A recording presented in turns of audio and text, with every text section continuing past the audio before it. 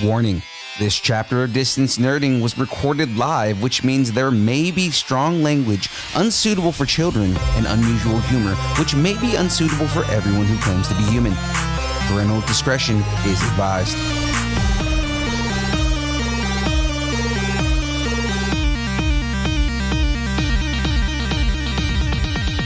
Distance Nerding. Hey, what's up, ladies and gentlemen? That's right, there we go. Ladies and gentlemen, it is time. We are here. It is another amazing Tuesday. You know what that means. You are now watching or listening to Distance Nerding. Hi, I'm your boy, Young Phil. That man with the amazing hat right there, that is the Jahmez 5000. And we're here to nerd together. Nailed it for the 287th time. Talking about anything pop culture, news, movies, food, music, wrestling, comics, Comic-Cons, D23s, whatever you're nerding out on, we want to talk about. That's right, ladies and gentlemen. And if you are watching on YouTube the way that you should be watching the show, you got to hit that subscribe button, guys. If you're not already subscribed, you got to hit that like button, comment in the comment section, all that kind of stuff. Listen on any podcast app and drop us a 5-star review. It really does help us out. YouTube, Instagram, Facebook, Threads, TikTok, all the places at Distance Nerding. And of course, do you want to get down on some of that sweet, sweet merch, like the hat that Jahmez has on his head right there? Ladies and gentlemen, we got merch, people. That's right, and so can you. You got to head over to streamlabs.com/distance nerding/merch and get you some of that amazing merch. New shirts coming out all the time, all the fun, different kind of like nerdy mashups with Distance Nerding. So come and check that out, guys. Is that a Mickey? Mickey shirt? Little Vans Mickey shirt. It's D23. It's kind of dope. I like that. It's our D23 episode. All right. Well, ladies and gentlemen, you have now stumbled onto the worst kept secret on all of the internet, and you know what that means. You are now watching Distance Nerding. Let's do this.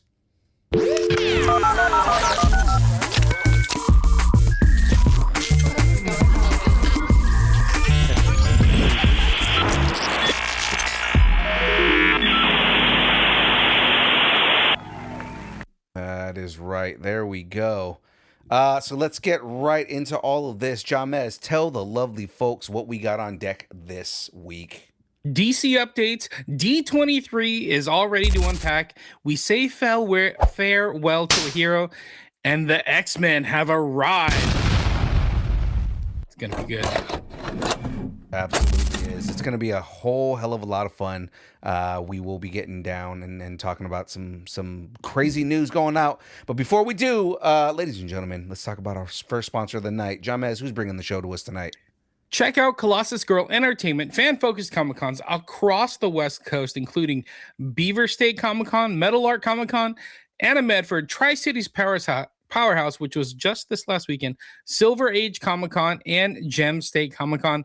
Comics, cosplay, vendors, artists, celebrity guests, so much more. Visit ColossusGirlENT.com. Plan your next Comic-Con. All right, so there we go. Jumping into that, let's talk about our first segment of the night. Ladies and gentlemen, we got to get all that Marvel news out of the way because so much of it happened. That's right.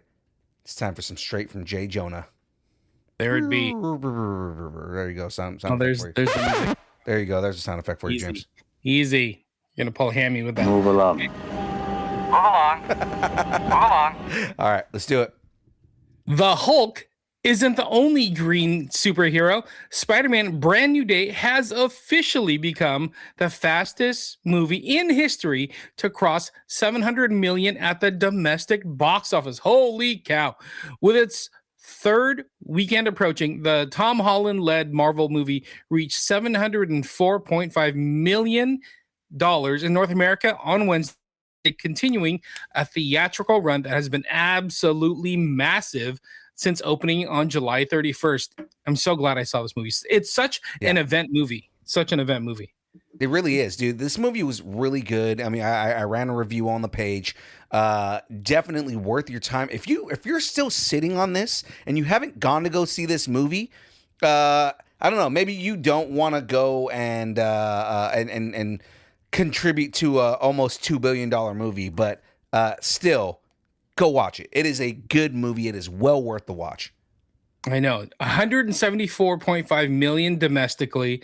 Brand New Day has moved to number 7 on the all-time North American box office chart. Oh my goodness! Considering the movie has only been playing for a couple weeks, there's still plenty of runway ahead of it. The international numbers are just as impressive. Check this out: Brand New Day has earned $1.1 billion overseas. Oh my gosh. Will it pass No Way Home, which was $1.9 billion total? Oh my gosh. I think it will. $1 billion. $1 billion. I honestly, if all the movies that this is it, that's going to pass 2 billion, it's going to be this movie. Because it only has to do like $0.3 million and it's only in 3 weeks. Yeah, no, it's insane. And again, this film is worth the watch. It is worth all the money that it's making. The question is, does this movie end up being the highest grossing they do, or does it get outdone by Doomsday in December? That's interesting. The one question I have about that, I know we're talking about Infinity Vision and all that stuff, but it's not in every theater yet. That being said, when Doomsday comes out, Dune is going to own IMAX, right, for the first, I think, week or 2 weeks. So, I mean, that's just less showings for Doomsday. So it's going to be interesting to see how that whole thing rides out. You know what I mean? Exactly. But Spider-Man's doing so well, so worth it. Such a good movie. It is my favorite Spider-Man of all the Spider-Man movies. Yeah, he's very Peter Parker in this, and it's definitely. It's a massive growth arc, and it's definitely something that we needed through the entire Spider-Man franchise. All right, let's go, because the Spidey sense keeps tingling. Disney revealed the first teaser for Your Friendly Neighborhood Spider-Man Season 2 at D23. And Peter Parker's next adventure is getting much, much bigger. The footage brings Eddie Brock into the story. Fans get a glimpse of Ghost Spider. It brings back Doc Ock and Daredevil and so many more characters. Marvel Television and Marvel Animation executive Brad Winterbaum has already confirmed that the symbiotes will be a significant factor in season 2, and the teaser certainly supports that. Your Friendly Neighborhood Spider-Man Season 2 premieres on Disney Plus January 2027. Have you watched this show? Absolutely. I loved season 1. Season 1 was so good. The way that they kind of connected Peter with Gwen, with Tombstone, with all the different characters that are in there. I loved the relationship that we got out of all that, just how friendly the relationships really were. I love the Norman Osborn aspect of it. I really do feel like he needs to play Norman in the MCU as well. And yeah, I thought it was great, man. I can't wait for season 2, knowing that they're going to be getting into the symbiotes. This seems like the route that they're starting to move towards with Spider-Man in general, because the rumor has it that we're going to be getting symbiotes in Avengers Secret Wars. Yep, it's starting to happen. We'll see. I still don't think it's gonna connect to the what is it, Tom Hardy? The Tom Hardy Venom? I don't think that's gonna happen. I don't think so either. I don't think Tom Hardy's Venom is going to be a part of this, but they did, at the end of No Way Home, they did show that the symbiote survived when his version of Venom went back to his universe. Yeah. So there's a portion of the symbiote that got left behind in the MCU. So right. With that, I feel like that's going to be something significant down the road. Mm-hmm. Mm-hmm. Real quick, back to be on Your Friendly Neighborhood Spider-Man. Mm-hmm. If you enjoy X-Men 97 and like the Easter eggs that happen and the uniqueness of so many characters being involved in storylines, you might go out and enjoy Your Friendly Neighborhood Spider-Man. Just for that reason, that they're always peppering you with so many characters and storylines. It's pretty cool. Yeah, that's actually a really good point. If you're really a big, like, just comic nerd that loves Easter eggs, you'll love Friendly Neighborhood Spider-Man. Yep. Okay, moving on. we're starting to see Marvel's vision for VisionQuest. See what I did there? Marvel took the stage at D23 to present us with an awesome new trailer for the series VisionQuest, starring Paul Bettany back as Vision, and the show will round out the WandaVision trilogy. The 8-episode series, now we know it's 8 episodes, will see Vision back in both his android and human form for the first time since WandaVision. Right. Did you watch the trailer for this? I did. Oh, it was very so interesting. Good, man. I love the amount. So we knew we were getting more Ultron. I was not expecting him to be all over this trailer the way he is. Right. You know, James Spader. How about Peepaw? Yeah. And it's James Spader, full beard, looking like, you know, just oh my God. I love just the amount of James Spader that we're getting in that trailer, and it makes me more excited for the show. Yeah, I thought it was pretty cool. And you know, they really haven't talked that much about VisionQuest. It's coming up, but they really haven't been pushing it that much. So it's nice to get this trailer, know that it's coming, know that we have a date, starting to see what's behind the scenes of it all. But I do have some info for you. So some mysterious artwork appeared at VisionQuest display at D23, and longtime Marvel fans quickly spotted what could be a major clue hiding in plain sight. The image appears to tease Jim Hammond, the original Human Torch, an android superhero whose Marvel history stretched back to 1939, like back in, you know, like Human Torch, Namor, Captain America, and that was it. Right. That was like the entire gamut of superheroes. So if that's really Hammond in the artwork, his arrival could fit perfectly into the strange technological corner of the MCU. Kind of neat that, you know, if any show could have this, VisionQuest has like an Easter egg for the original Human Torch. I kind of dig it. Right. And I feel like that's what it's going to be. I feel like it's just going to be an Easter egg, you know, like one of those if you know kind of things. I don't know that they're going to actually be bringing Hammond into the show in general, or into the MCU in general. But I think it's just going to be one of those kind of like, you know, here's an Easter egg for those of you who know, you know, the comics and the characters. Exactly. So I mentioned it before, but VisionQuest premieres on Disney Plus October 14th. So we're what, like 10? Oh, no, wait. 2 months away. Yeah. Like 10 weeks away. Like, yeah, roughly. That's interesting. I like it. Super excited.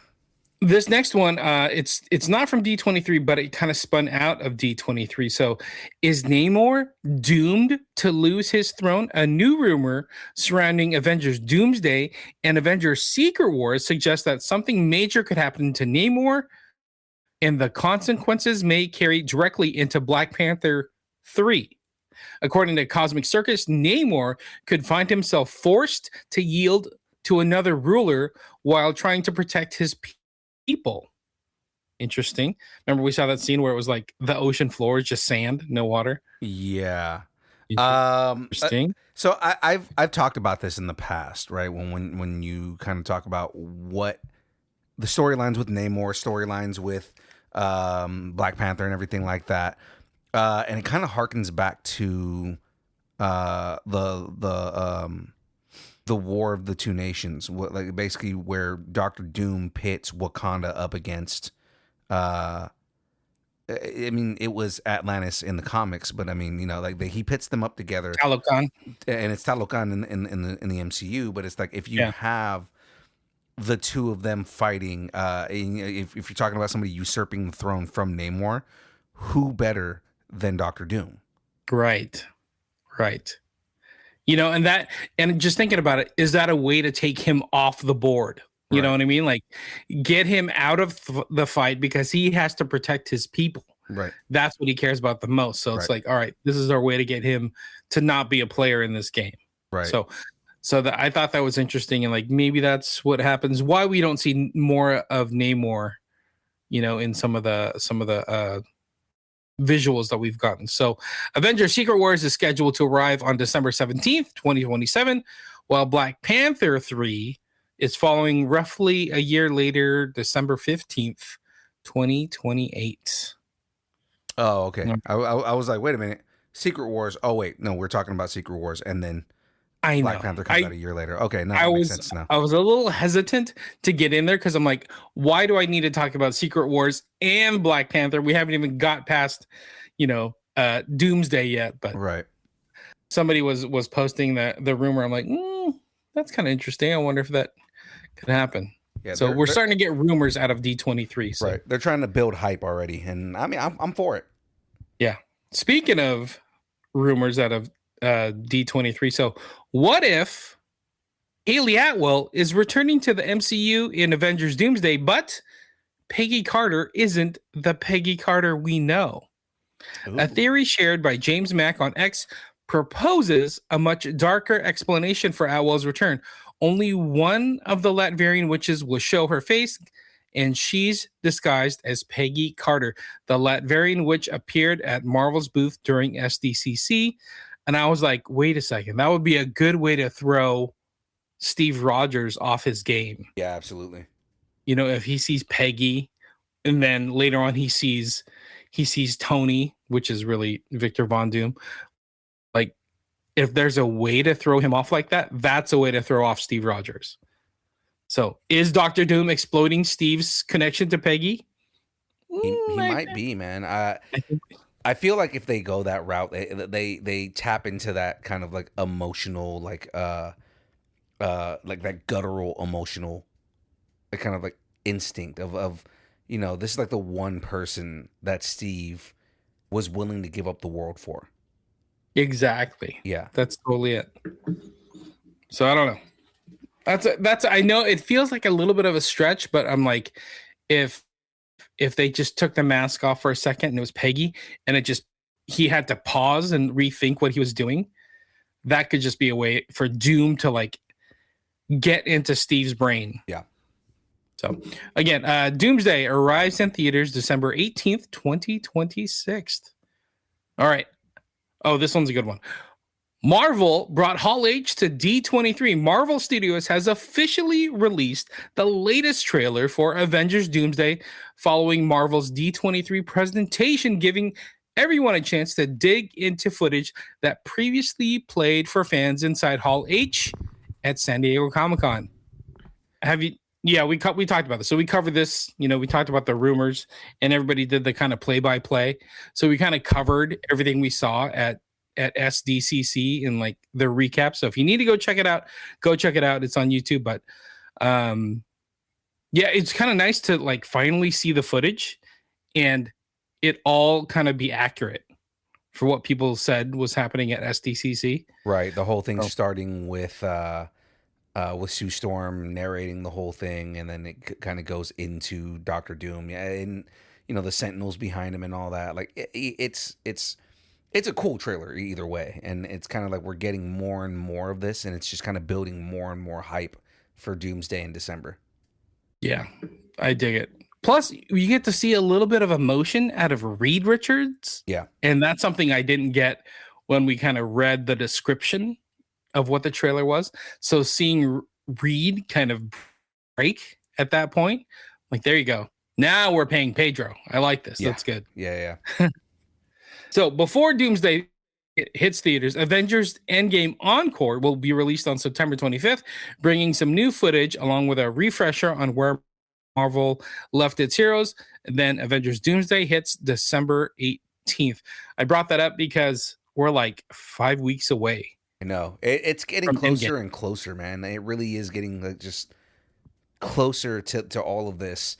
And I mean, I do and I don't want to go see Endgame because it's like the Infinity Vision is not the thing that brings me to it. It's more wanting to know, okay, what are you guys retconning? Exactly. That's what I want to know. Yeah. I don't even care about the Infinity Vision, like it's going to be there or it's not going to be there. It's not going to make me change which theater I'm going to go see the film at, but I do want to go see Endgame in theaters again. Yeah. I think we had the trailer, then we had San Diego Comic-Con, now D23. I think once Endgame Encore hits, it's like full bore into Doomsday. Right. The ramp up is there. So, okay. Next one. I think it's my last one. This is my last Marvel one. Okay, here we go. To me, my new cast of the X-Men.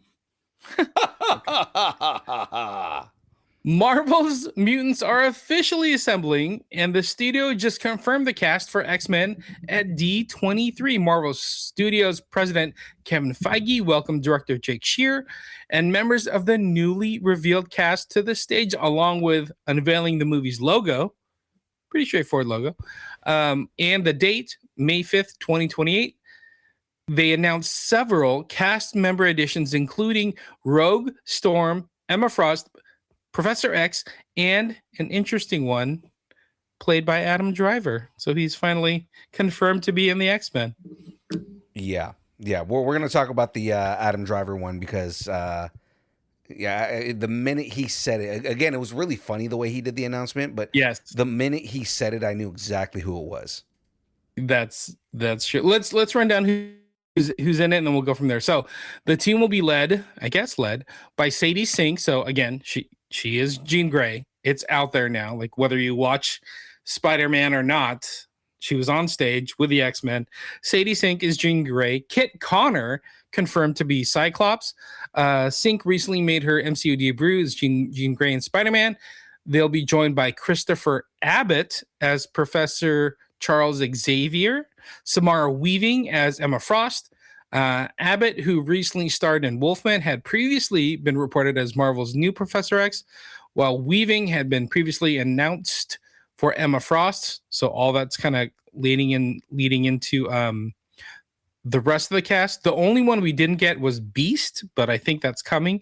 Anyway, the cast announcements got more interesting with Inde Navarrette officially taking on Rogue. I like that. And then I think this is probably the sleeper out of them all. Maya Boyd lands the role of Storm.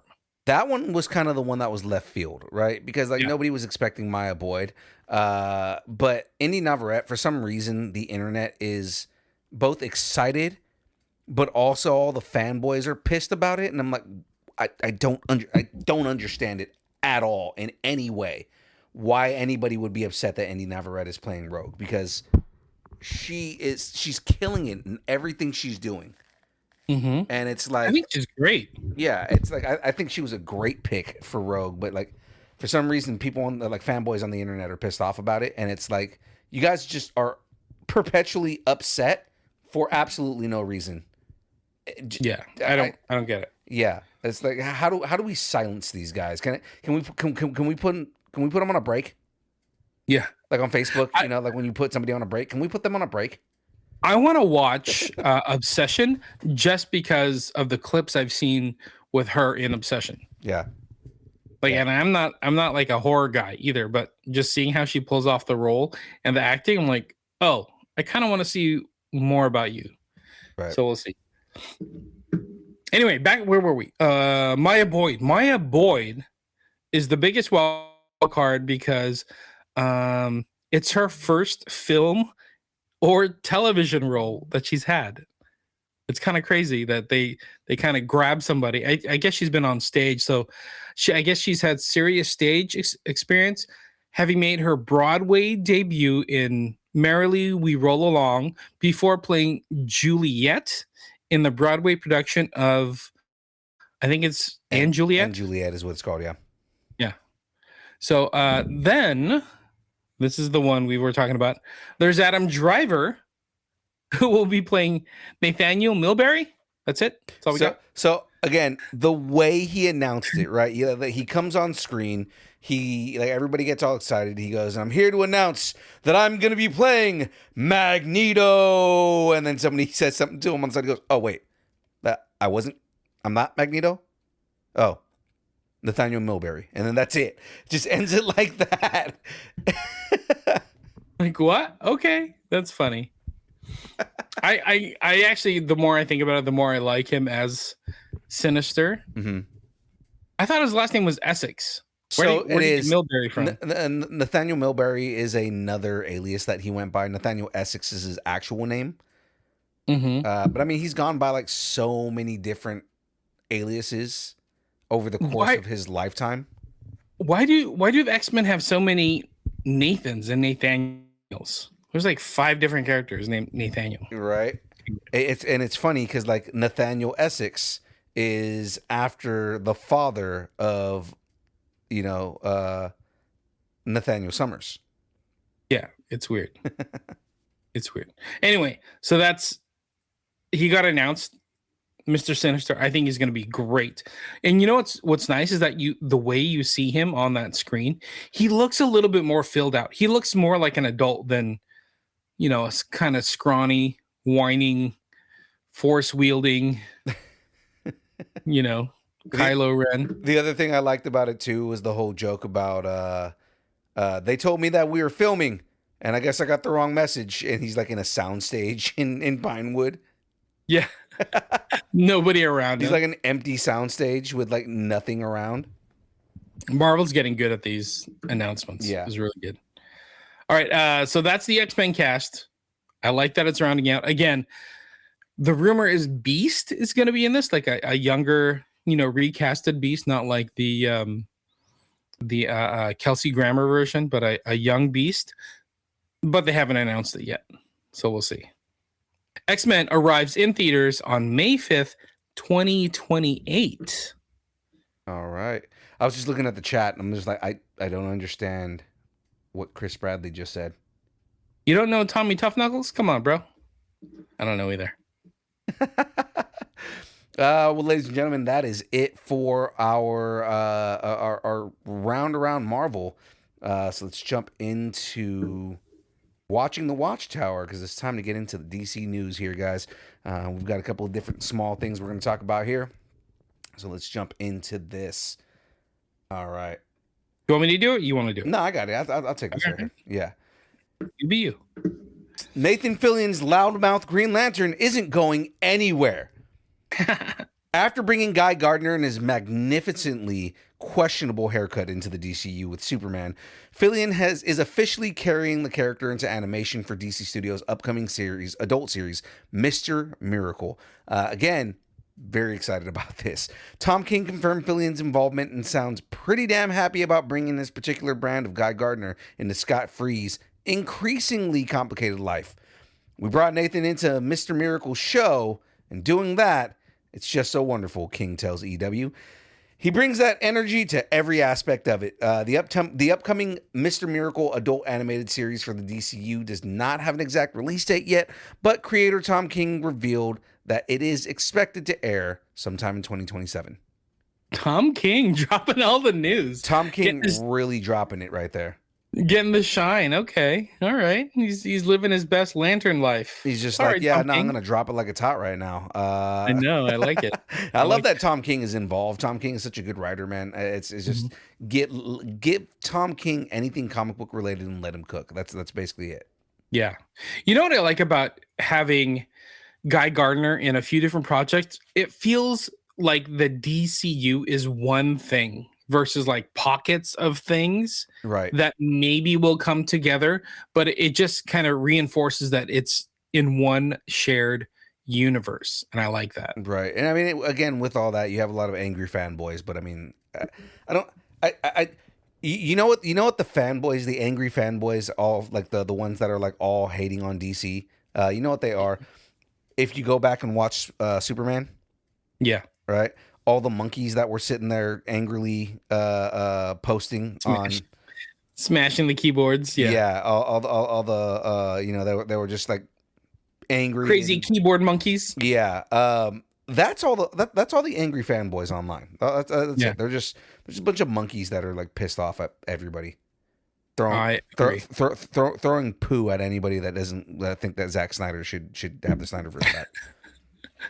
Okay, I don't think they're fighting for Zack Snyder, but that's fine. No, that's the majority of the DCU haters, the people who don't like DC, is because they're upset that Zack Snyder didn't get to finish his universe.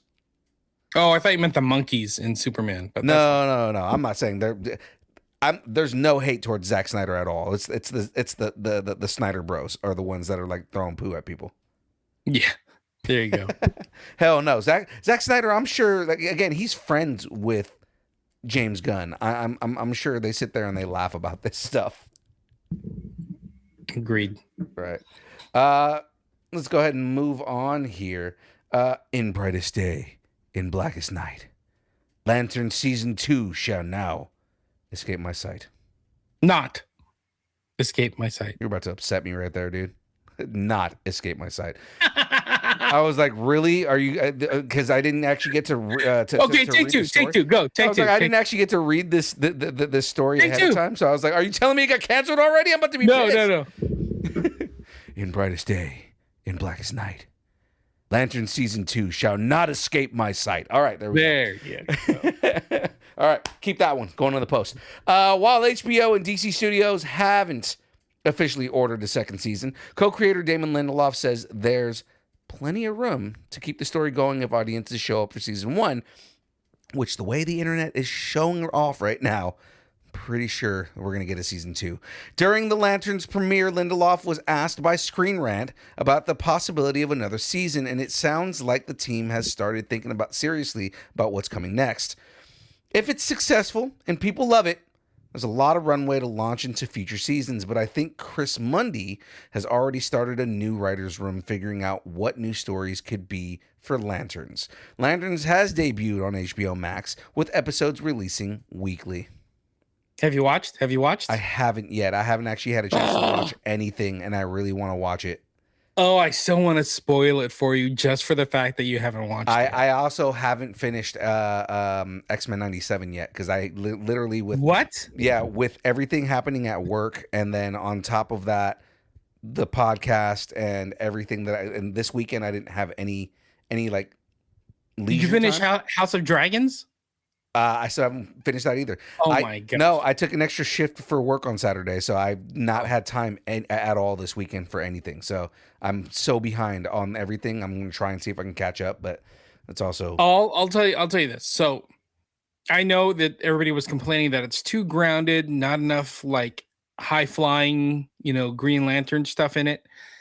I get it. I understand where they're coming from because it is a slow burn storytelling, but the way the episode wraps, being told over not just 2 decades, but it's like there's actually a precursor to that. So it's actually 3 different timelines that were being told or telling the story, especially John Stewart's story. It's so good the way it's piecing things together. And the way it ends on a cliffhanger, oh my god! It's got me excited to watch it. It's got me excited to watch it. I'm gonna try it and at least see if I can watch it tonight if we've got time. All right, let's. That's it for DC news. So with all that being said, let's jump into. I believe it's time for the next sponsor here. That is correct. All right, ladies and gentlemen, this show is brought to you by the good folks at W is a brand of energy drinks created to help focus, concentration, reaction time with no jitters or crash. W contains no maltodextrin, no sugars, no fillers, no artificial colors or dyes. Find out more about W at www.w.gg. Use the code NERDING10 and get 10% off your order. All right, well, ladies and gentlemen, let's jump into this. We've got so much to go over, but before we go over all the craziness at D23, we've got a little bit of one shots first. A couple of small tidbits, although the next story is not small and is very upsetting. But all right. By the way, for more news, trailers, including all the D23 stuff, reactions, go check out the Distance Nerdington post on Facebook and let us know what you're nerding out on. All right. Some sad news from Hollywood. Hayden Panettiere, the actress who grew up in front of the audiences before becoming a fan favorite through Remember the Titans, Heroes, Nashville, and the Scream franchise, has died at the incredibly young age of 36. Yeah. Her representative confirmed her death to ABC News. A cause of death hasn't been announced. Her acting career stretched back all the way to 1994, where she was only 5 years old. So she appeared in, this is crazy once I saw her like IMDb, but She appeared in 27 episodes of One Life to Live and later 45 episodes of Guiding Light. Yeah. She also got into voice acting early, playing Dot in A Bug's Life and Suri in Disney's dinosaur movie. She had a crazy career. Then came Remember the Titans in 2000. Her movie credits include Raising Helen, Racing Stripes, Ice Princess, Bring It On, All or Nothing, Kingdom Hearts, I Love You, Beth Cooper, and Alpha and Omega in 2006. Panettiere landed the role of Claire Bennett in NBC's Heroes. Save the cheerleader, save the world. Save the cheerleader, save the world. Suddenly, she was one of the faces of one of the most biggest genre shows on television. I loved Heroes. It was like the show that spoke to me that I didn't know I needed, but I needed it. Save the cheerleader, save the show. I mean, what's crazy is, again, the tagline for the entire show was save the cheerleader, save the world. She was the cheerleader. Mm-hmm. So it's like... I know, but it's so crazy. Like, her career just keeps going. She found another major television role with Nashville, playing country music star Juliet Barnes. Her performance earned her 2 Golden Globe nominations and became another defining chapter of her career. Then, after all that, horror fans, of course, knew her also as Kirby Reed. Panettiere joined Wes Craven's Scream in Scream 4 in 2000. And I think she was like in Scream 7 as well. She came back. Earlier this year, Panettiere told most of her story with a publication of her first memoir, This Is Me, A Reckoning, released in May. The book explored her life growing up in Hollywood and the painful experiences that came with it. So I think her brother also passed away like within the last year or two. So she's had like a tough career of things, but again, like what you said, save the cheerleader, save the world. Thank you, Hayden. You will be missed. There are a lot of ridiculous just rumors and theories and conspiracy theories and stuff of like surrounding her death, and it's just kind of like nothing has come out and you guys are all making things up.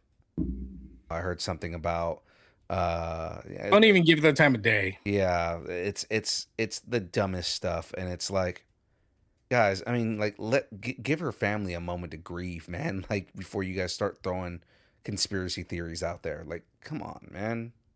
Yeah, it's horrible. She also had I think she had a 12-year-old girl. Yeah, so it makes it even more sad, you know.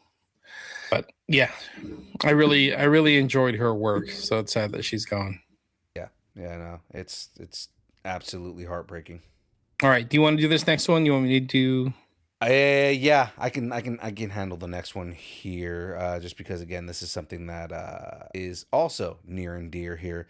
The boomstick is officially going back on the shelf. Bruce Campbell has confirmed that he's finished playing Ash in the Evil Dead franchise, and this time his retirement extends beyond live-action appearances. The actor says he has no plans to voice the character in animation either, effectively closing the door on the long-discussed animated continuation of Ash vs. the Evil Dead. Campbell has been inseparable from Ash since Sam Raimi unleashed the Evil Dead in 1981.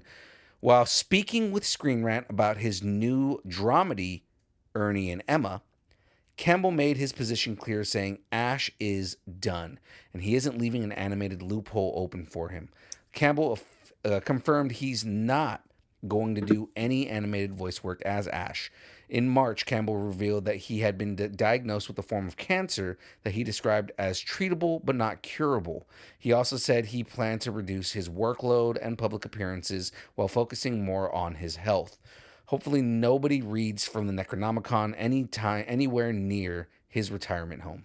That's pretty cool though. He goes out the way he wants to go out and says like, I'm done. Like, I don't need to milk the whole Evil Dead thing. Like, it's been great. It's been fun. It's just my time to step away from it. Yeah. That's cool. I mean, it's bittersweet because, I mean, especially with Evil Dead kind of being, you know, in the zeitgeist again, and they're making new movies. Like, would have loved to see another, like, maybe we get an older Ash in there or something like that. But, you know, it is what it is. I respect his decision. That's the main thing is that, I'm not upset with him. It's more like it's upsetting to know that we're not going to get any more Ash, or at least his iteration of Ash, unless they decide to do some other story with him and recast. But it's his decision, and I respect it. And if they do go the animation route, I bet they'll try to voice match him somehow. Yeah. And there's a lot of people that do his voice, so. Yeah. All right, moving on. The circus is back in town, sort of. HBO has officially renewed It, Welcome to Derry for season 2, bringing Stephen King's prequel series back for another trip into this horrifying history of the most cursed town in Maine. Who would ever want to live there? Season 2 will take the story back to 1935 during the Great Depression and center on the bloody massacre of the Bradley Gang. The group of bank robbers stops in Derry to purchase ammunition. Robbers purchasing ammunition, only to find themselves caught up in the kind of nightmare that only could happen in this town. That's fun. HBO has not announced any official release date for it. Welcome to Derry season 2, but production is expected to begin in late 2026, which places the estimated premiere around 2027 or 2028. Okay. I enjoyed season 1. There are a lot of people who didn't like season 1. There are a lot of people who, had their issues or have their issues with this iteration of it. I enjoy it. I thought they did. I thought they knocked it out of the park. I thought it was really well done. The storyline is very entertaining, very easy to watch. For a horror film, it's very easy to watch. But yeah, I think it's great. I like that they've kind of telegraphed what they're going to be doing for all the seasons of the show.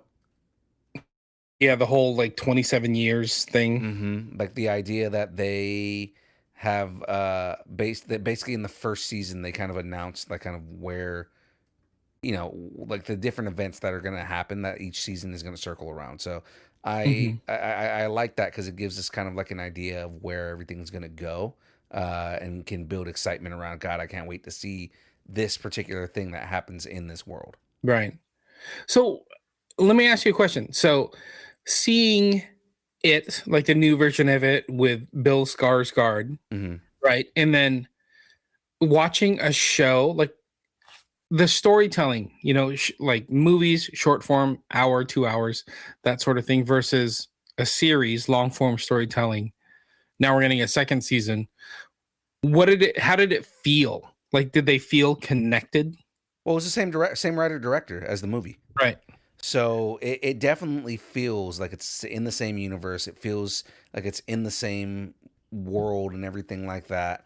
A lot of it is them kind of following some of the rules that Stephen King has set up within the books. It does kind of veer off on certain things, but for the most part, it follows kind of a lot of the rules that Stephen King has set, which it made it that much more enjoyable for me. That, and it's very much they very much are building it where it is the connected universe that Stephen King writes. And what makes me more excited is, does that mean that it eventually that leads into the Dark Tower, and we get a good version of the Dark Tower? All right. Okay. I like it. I wonder if they're going to build out more of this universe, more than just Welcome to Derry. Yeah.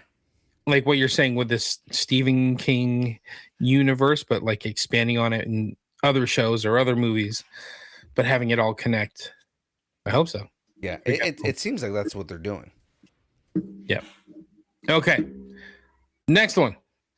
This one kind of sucks. This one really sucks, especially knowing where I'm going in 2 weeks. Yeah, exactly. It's Morphin time. We'll have to wait.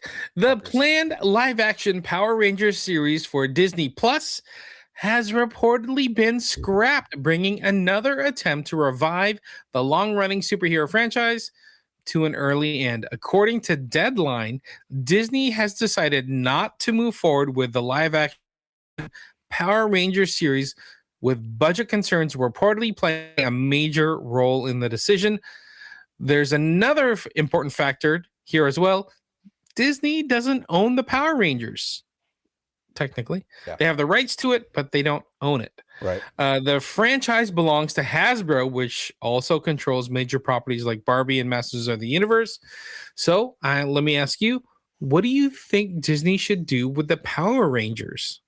The next thing I think, and I've been talking about this with friends, friend of the show, Joe Deckelmeyer, we had a conversation about this a couple days ago, everything like that. Same thing, friend of the show, Jimmy Arias, he's another podcaster in the realm and everything. They need to make an anime. Yeah, that's a good route. Yeah, Power Ranger anime would be such a good route for that to go. One, it'd be a new type of property. Two, they could make it as grand and big as they want, but they can make it like serious and it like not feel hokey. You know what I mean? And kind of give you like, they could up the ante on the action if they did a Power Rangers anime. I think that would be a really cool route because there's so much you can do with that.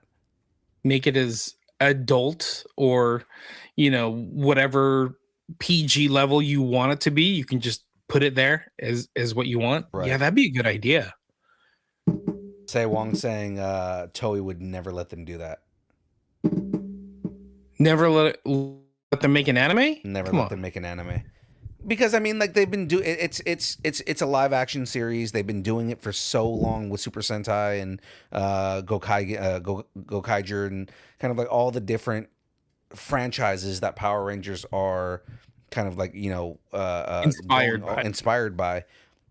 This is something that would be still separate from it's a Power Ranger thing. Because I mean, like if you read the comics, if you look at like the stuff that they've done in the comics, the comics are like they have all that action and they have all that kind of like it just feels very like it fits really well. And I feel like an anime would be like the next kind of like iteration in there to have something really cool that they could do with that.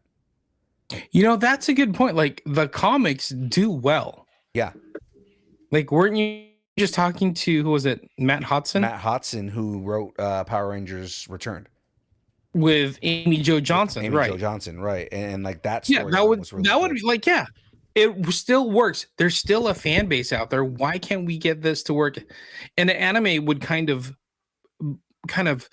blend itself or lend itself to that Power Rangers crowd who probably does watch a ton of anime anyway.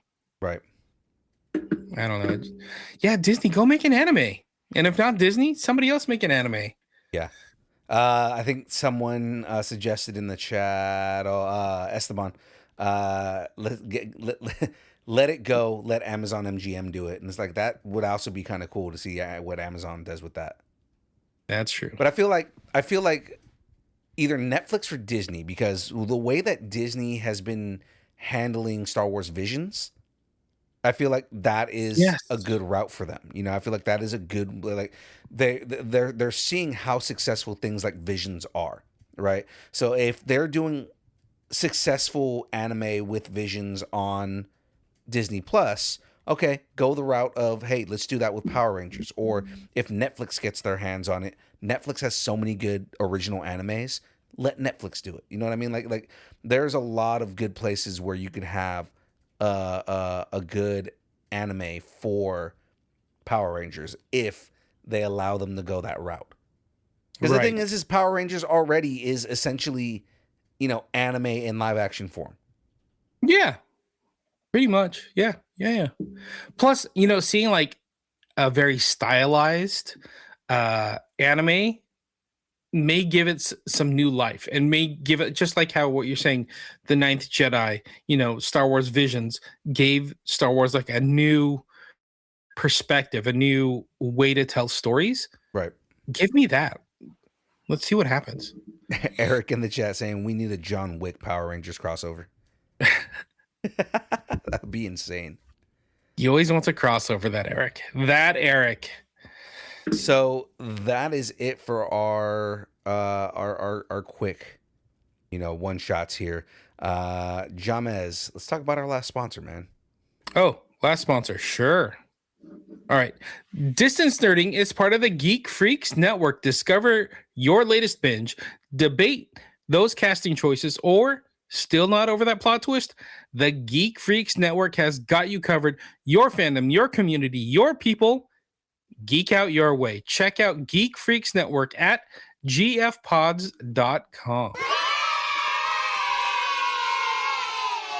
Shut up and take my money. You ready for some D23 news? I am. So let's get into the last segment here. And this is going to be a long one, guys. So stick with us here. But time for the headlines. We're basically covering D23. So let's knock this out, guys. Exactly. From park news to property news to so much more. So we'll get into it. But yesterday's tomorrow today. I didn't even know that was the slogan for Tomorrowland. Yeah. Disney has announced that Tomorrowland at Disneyland is being reimagined, with Walt Disney Imagineering developing a new vision for one of the park's original lands. The plans include new attractions, additional open spaces, and fresh experiences designed to get guests dreaming about the future again. Disney says the transformation will honor the legacy of the original Tomorrowland and preserve the elements guests love while introducing new experiences and possibilities. Rather than abandoning the history of the land, Imagineers are looking to use it as a foundation for its next era. Okay. So no more gas-powered go-karts in Tomorrowland. It's about time. I mean, they can make them all electric. That makes sense. It makes me laugh every time we go by like that whole Cardtopia, and it just reeks of gas. And you're like, what are we doing here? Tomorrowland? Like, why don't you go get some Teslas outside? Yeah, they're definitely going to do it with Tesla. If they're with the news that happened with Bob Iger over the weekend, they're definitely going to use Tesla. Exactly. All right. The goal to restore optimism, innovation, and sense of possibility that inspired Disney when Disneyland first opened. Walt Disney Imagineers are already working on ideas for the project, and while Disney hasn't revealed specific rides or detailed concepts yet, the company confirmed that the reimagined Tomorrowland will feature new attractions, more open spaces, and new places where guests can think about and experience ideas surrounding the future. That's very futuristic. The future! What does the future of Disneyland look like? It's so interesting because we have so many different lands, and we'll get into more lands when we talk about DCA, Disney California Adventure. But like, think about how they expanded Star Wars Galaxy's Edge. Right. And then think about, Tomorrowland has just been sitting there for so long. I think about everything they need to revamp in Tomorrowland, and like Star Tours is going to go away. The Buzz Lightyear, whatever it's called, is going to go away. Cardtopia, stupid ass tiny submarines, those are all going to go away. I don't know that Star Tours would go away. They just revamped Star Tours. Like, I don't see them getting rid of Star Tours. But if they're going to do a whole new like Tomorrowland, I think it's going to be gone. I think maybe they'll move it. I don't know, but I don't know. Like, Star Tours needs to stay, and Space Mountain shouldn't go anywhere because Space Mountain's a fucking staple. Honestly, I kind of think about it, and Space Mountain's the only thing that I can think of it being anchored. Like the Buzz Lightyear one, you kind of have a similar ride or similar experience over in DCA. Yeah, DCA with a Toy Story, yeah. Exactly. And then Star Tours, I like it, but they're kind of doing the same thing with the Millennium Falcon Smuggler's Run ride. Like maybe it's time to sunset those couple rides, and then Cardtopia needs to go away. Cardtopia definitely needs Stupid to go. submarine where only fits like medium-sized people has got to go away. That submarine ride, I mean, they've tried to change it so many times, and it's like it It needs to go. I mean, I say that, but then also that ride, like the legacy that ride has with it, though, because that was originally one of the World's Fair rides. I don't care. The submarine one? Is that what you're saying? The submarine one, the train. Small World. I guess the Small World, but I guess the People Mover was one, and they got rid of the People Mover a while back. Right. Yeah. Submarine's got to go. Or stop selling me so many churros, because those two can't equate. You can't keep feeding me all these churros and expect me to fit in the stupid submarine. James is just like, yeah, no, and especially when they give me the cereal covered churros, and they start giving me the spicy churros, and then they give me the churro that gives me chorro. Okay, let's go. All right. Okay.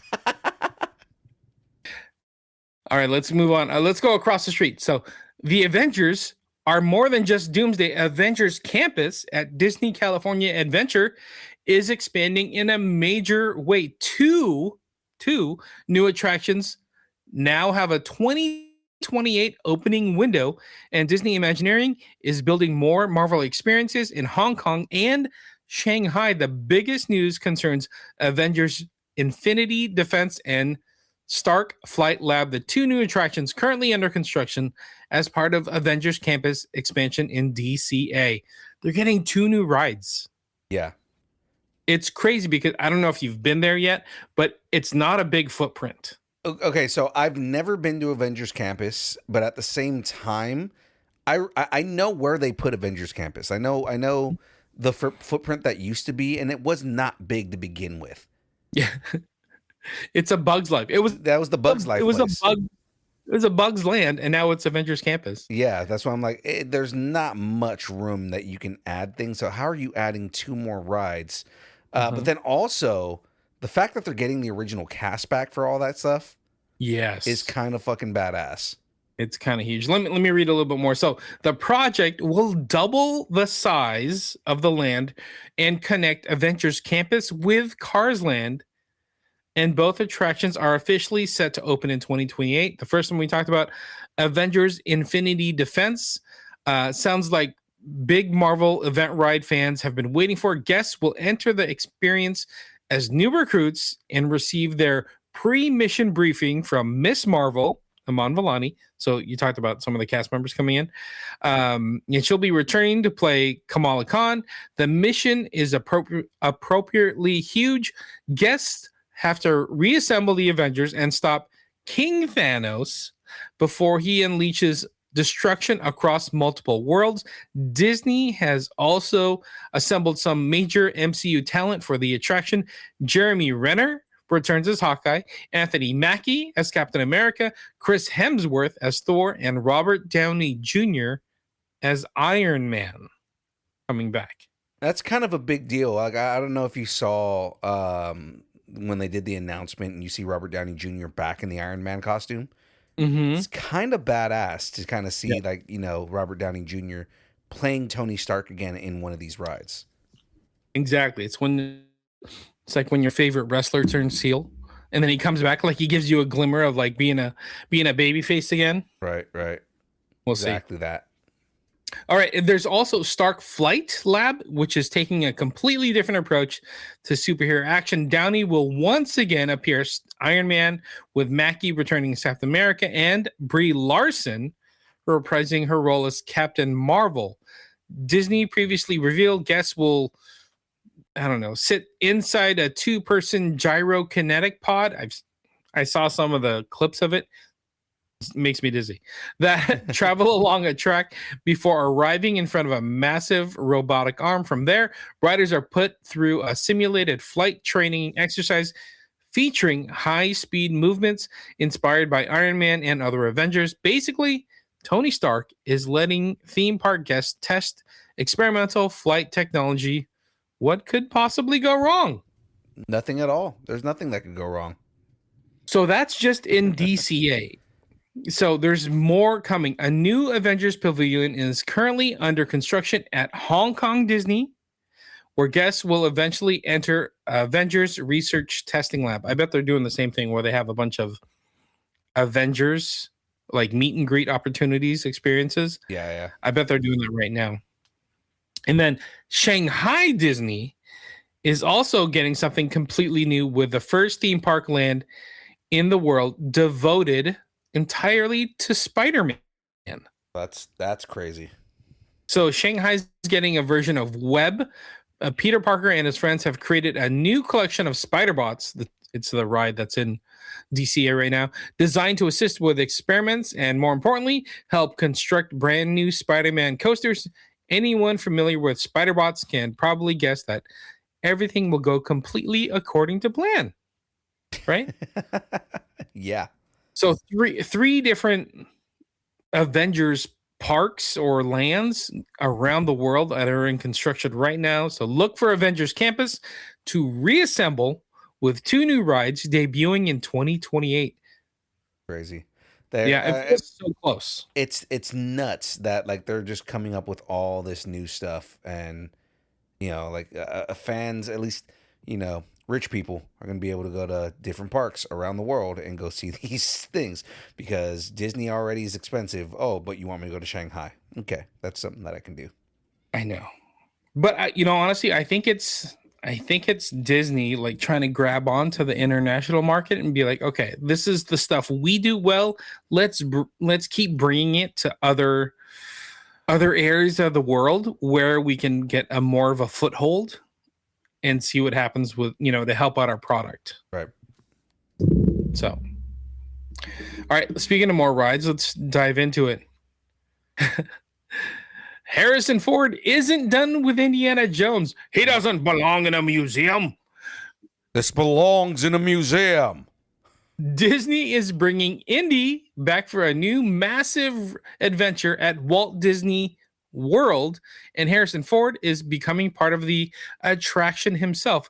Indiana Jones and the Myth of the Jade Serpent is the upcoming attraction being built for the tropical America's land at Disney's Animal Kingdom. Along with its title and wild new storyline, Ford confirmed he will serve as the model for the attraction's Indiana Jones audio animatronics figure. Okay. So they're actually modeling it based on him. Yeah. Which, I felt like, don't they kind of do that kind of stuff already? But I guess it was a different voice actor that did it. Not only that, so not only was it a different voice actor, but also the Indiana Jones model at the ride at Disneyland is not based on Harrison Ford. Oh yeah. If you look at him, dude, like the last time I went to Disneyland, I looked at it and I was like, oh my God, it's not Harrison Ford. They're very much just trying to do Indiana Jones, but it's very much not him. Yeah, so he'll be in the new one. Yeah, so it seems like they're just doing the likeness on the new one. I want to say that they did have somebody come and revoice it to sound more like Harrison Ford on like more recently. I want to say we reported on something about that, but he's not been Harrison Ford for the longest. Yeah. All right, let me give you some details, and I think you're going to like it. So, Indiana Jones and the Myth of the Jade Serpent will send riders beneath the ruins of an ancient Maya temple where Indy is investigating a mysterious location near a cenote, an underground cave that was once filled with water, according to the legend established for the attraction. A passage near the cenote leads directly into the Maya underworld. Unfortunately for everyone climbing aboard, it's also protected by the Tsukan, gigantic serpentine creature. Disney Imagineers are also putting a lot of work into the cultural foundation of the attraction rather than treating Maya civilization as a generic adventure movie decoration. The project is being developed with input from archaeologists, anthropologists, and Maya experts. Yeah. Right? It's kind of cool. I like it. Yeah. The ride will explore Maya culture and its connection with the natural world, which gives the Indiana Jones concept a strong thematic connection to Animal Kingdom. I like that. The attraction is one of the centerpieces projects for Tropical America's the new 11-acre land coming to Disney's Animal Kingdom. I think that's kind of nice. I think that they're like, okay, we got to be conscious about what we're doing. We have a brand new land called Tropical Americas. As much as it needs to be fun and exciting and have rides, it also needs to be respectful. Okay. And I like that they're doing. They're bringing in So Indiana Mexicans. Jones and bringing in Mexicans. There you go. Indiana Jones and the Myth of the Jade Serpent is scheduled to open in 2027 at Disney's Animal Kingdom in Walt Disney World, Florida. Sorry, Esteban in the chat. Órale, Mayans. Oh man, I mean, it is kind of dope. I'm interested in seeing what it ends up becoming. Like, is it just another kind of like another theme for the Indiana Jones ride, or is it something that is completely different? You know what I mean? Yeah, we'll see. I bet they'll have churros there. I'll tell you that much. And then you can have chorro when you're there too. Okay, here we go. I got your jade serpentine right here. Serpentine. Okay, all right. Disney's villains are getting their own kingdom. Villains Land isn't simply going to recreate locations where we've already seen in the movies. Disney has developed an original fairy tale story that gives the collection of villains a reason to gather in the same place. At the heart of that story is a wishing well that has gone horribly wrong. That dark power has attracted Disney villains who have arrived hoping to claim whatever magic remains. They've used the power to conjure enormous fortresses, palaces, and layers designed around their individual personalities. And it's giving us Villains Land. Okay. I kind of like this. I dig this. So Disney compared the size and scope of Villains Land to Star Wars Galaxy's Edge, which should give Imagineers plenty of space to make the environment feel like a complete world. The land would feature 2 major attractions along with dining and shopping. So one of the themes is a roller coaster based on Maleficent. Guests will race through the enchanted briars surrounding the mistress of all evil's mountaintop fortress after accepting her invitation to enter. The other headline will be there better be a fucking dragon on that. I'm just saying, there better be a fucking dragon on that. You may be riding a dragon. That's the whole thing. The other land's headliner will be a dark ride featuring multiple Disney villains with a magic mirror acting as the host. I kind of like this idea. Like so that, guests will encounter the mirror in the catacombs beneath the evil queen's palace. From there, he'll transport riders into his supernatural mirror realm, where they'll come face to face with numerous Disney villains conjured within the strange dimension. I do enjoy that. Like, that's some good imagineering. That's so cool. Like, going into the mirror realm, that's kind of like one of the I think it's the first time that we're ever seeing that. Yeah, I dig that. It sucks that we're not getting it here in Disneyland, but Villains Land is being developed as its own corrupted fairy tale world, and if Disney and Imagineering can pull it off, everything they're describing, Villains Land could easily become a must-visit part of Walt Disney World. They got all the land over there. I was gonna say, it's because they have so much like land. You know what I mean? Like, it's No, the right? issue is because they don't have any actual like developmental land in Anaheim, so they have to do everything at Disney World. Yeah. You know, I've been to the Halloween Oogie Boogies like trick or treat thing here in Disneyland in Disney California Adventure. I really enjoy it. One of the highlights that my family and I like is there's like this forest behind the Little Mermaid ride, and that's where they stick a lot of like the major villains. So you get to like wind through the little forest area, but then you get to meet all these different villains, and my kids love it. They're like, "Oh my God, I never get to meet this many like, you know, evil witches and queens and stuff like that." I'm like, that's pretty cool. Good for you. So I think there is a demand for this. Absolutely. I mean, I've been saying for a while that there needs to be a place where you can just, you know, go and just see the villains. I mean, like, you see them on Main Street, you know, like the villains will show up on Main Street every now and then, but it's just, it feels off. And giving them their own kind of like land where they can just go and be just, you know, wonderfully evil. Mm-hmm. I feel like that is a amazing idea. Yep. And I think adult Disney fans will enjoy this. Yeah. I think that's huge. Absolutely will. So let's go ahead and move on here. As much as I want to keep on going, we still have a lot to go over. And I'm excited for this next thing. So I'm going to talk about this here in a second. Let's talk about this, guys. Sora is back. 7 years after Sora last headlined a new numbered adventure, Kingdom Hearts 4 has an official release. I can't read right now. Has an official release window, and Square Enix also revealed the first new Disney world joining Sora's next reality hopping adventure. The trailer also revealed that Coco will be part of the game, giving us our first confirmed new world for Kingdom Hearts 4. Kingdom Hearts 4 is scheduled to launch in late 2027 for PC, PlayStation 5, Xbox Series X and S, and Nintendo Switch 2. That's going to be fun. Mm-hmm. People that enjoy Kingdom Hearts love Kingdom Hearts. Yeah. It's like their jam. Yeah. I'm a big Kingdom Hearts player. I play a lot of Kingdom Hearts, and I'm so excited for that. Now, I also really like the picture. It's like his Keyblade is the Dia de los Muertos guitar. Yeah, and I thought it's that pretty was cool. dope. Yeah, I like the way they did that. Yeah, I like the way they blend these stories with gameplay. I think it's pretty cool. Right. No, yeah, for sure, man.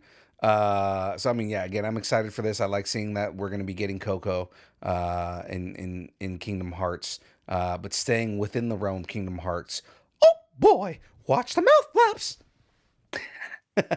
After more than 2 decades of Keyblades, Heartless, and Disney Worlds, Final Fantasy characters, and one gloriously complicated story, because it is very complicated, Kingdom Hearts is officially expanding beyond video games. Disney confirmed during D23 that Kingdom Hearts TV series, is in development exclusively for Disney Plus, giving fans something they've been hoping to see for years. The release date remains under lock and key.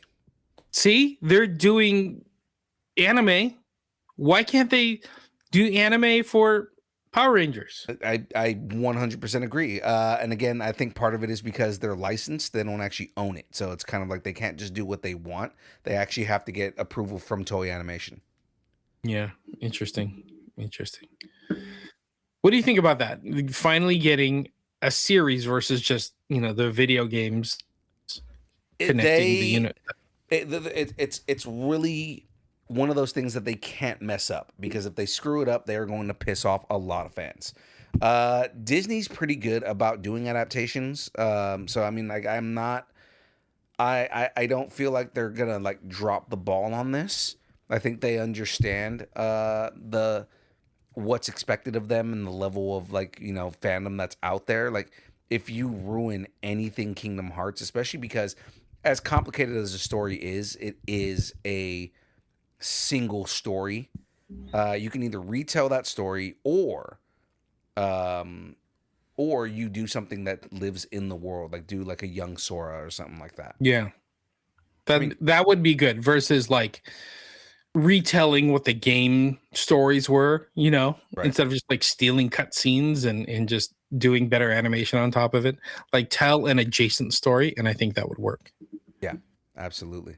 And I'm excited for it because, again, it's going to be interesting to see what they do with the Final Fantasy characters. Like, are we going to get like a full-on Sephiroth? Like, that's going to be fucking dope to see a live-action Sephiroth and Cloud Strife, you know what I mean? But then also, like, you get this cool kind of like Mickey Mouse in action kind of thing, because Mickey is like the king, so like you're actually going to see him like fighting and stuff.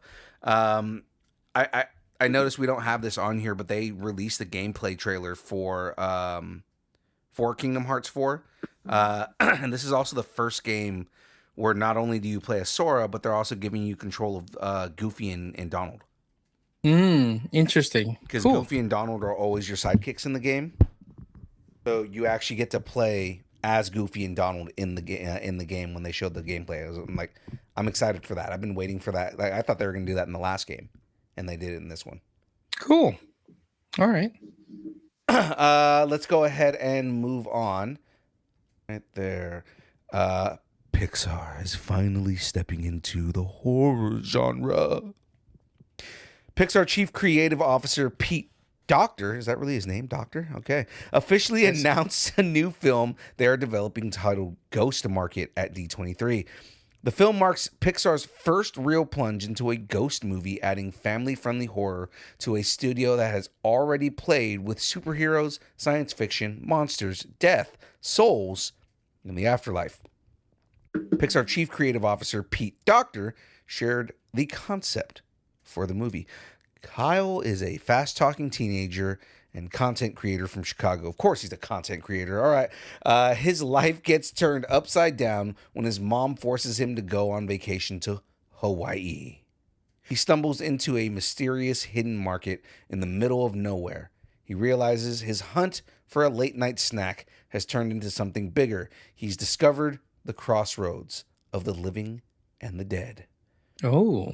Ghost Market arrives in theaters in 2028. What are your thoughts on this, man? It sounds different. I like it. It's interesting how they're like diving into the horror genre. They've kind of dealt with death and souls and afterlife already. I don't think this one's going to be any different than what we've seen. I wonder if what they're going to do is go darker. I mean, they could. Yeah. But it's also in Hawaii, so at least it'll be tropical and fun. It'll be interesting if they do like a dark story, but like centered in Hawaii. Yeah, it'll be interesting. I kind of want to see what they do with this. It looks fun. Yeah, Pixar, making some differences. Maybe it does have a darker tone, and that's what they're alluding to versus, like Coco's Big and Bright or what was the other one, Soul, where it just kind of takes place in the real world for the most part. So, yeah. I'm interested. Let's see. Let's do it. Hopefully, they actually put some marketing behind it, because kind of like when Disney doesn't 100% believe in something, they just kind of like slack on the marketing. So yeah, I agree, Elio. Exactly. It's exactly what I was going towards. Is like, yeah, thank you, Elio. All right. Disney is cooking up some witchy trouble for Thanksgiving. Disney announced at D23 that Foster and Goggins, as in Jodie Foster and Walton Goggins, have joined the voice cast of Walt Disney Animation's Hexed, the upcoming animated fantasy adventure starring Haley Steinfeld. Hexed centers on an awkward teenage girl and her type A mother who discovers that the things making the teen seem peculiar may actually be magical abilities. That revelation completely changes their lives and opens the door to a hidden magical realm. Hexed is set to open on theaters on Wednesday, November 25th, right before Thanksgiving. That's speaking of marketing. I haven't heard anything about this until right now. Not since they announced it. And the announcement even then, because we talked about it on the show. The announcement even then was literally just said Hexed, and had nothing. They did not. They have not talked about it since. They have not marketed this since. And apparently the movie's coming out this year. So where is the marketing push on this? Yeah. 3 months from now, we're going to get Hexed. They're too busy talking about Avengers Endgame Encore to talk about Hexed. Yeah. I don't know how I feel about this, because it's like, you don't set something up for it to fail. You know what I mean? Put at least some marketing behind it, even if you guys don't feel like it's going to be something that is, a winner like some of the other projects that you guys have done. Again, I'm thinking of Elio. At least put some marketing behind it, so that way it's not just a Disney film that goes into theaters that nobody even knew existed. Mm-hmm. Or what's interesting for me too is the release date. It's in November, so it's the Thanksgiving weekend, which I understand that is like an automatic push, especially a family-friendly film. But it's about witches, it's about magic. Isn't this something you'd put before Halloween and kind of lead into Halloween for something like this? But it's a month after Halloween. Yeah, I wonder if it's because they're still working on it and they're just like, yeah, it's not going to be done until this date. I don't know. It is weird. I mean, it'll get an automatic push because of Thanksgiving. So we'll see what happens with it. It'll probably do okay. Yeah, I don't think it's going to do like well though. Yeah. The hard part is it's like if you don't support like new IP that Disney's putting out, Disney's just going to be like, okay, then 48. Let's see what they're doing, in a retirement home, that kind of thing. So yeah, exactly. And I've complained about that enough on the show. Like I don't want to see more of that. Like, oh yeah, we're gonna do Toy Story 17 and Frozen Frozen 31. Yeah, Frozen taxes, Frozen assets. Oh, Frozen assets. Oh man! All right, let's move on to the last story in this section, and then we'll start getting into some more movie news here. Oswald the Lucky Rabbit is finally getting the spotlight. Jon Favreau took to the stage at D23 and revealed the first look at Oswald. Oswald himself is being created entirely with hand-drawn 2D animation, with Disney bringing back a number of animators to help make it happen. The series will take audiences through several locations throughout Disney history, including Walt Disney's actual office. Live-action filming took place at Disneyland roughly a year ago, allowing the production to take place Oswald inside spaces that longtime Disney fans will instantly recognize. Walt Disney and UB Iwerks created Oswald the Lucky Rabbit in 1927, 1 year before Mickey Mouse made his debut. After a rights dispute in 1928, Universal ended up with Oswald, while Walt lost most of his animators. After spending nearly a century living in Mickey Mouse's enormous shadow, Oswald is finally getting a major adventure of his own. Oswald will be a 3-part miniseries streaming exclusively on Disney Plus in February of 2027.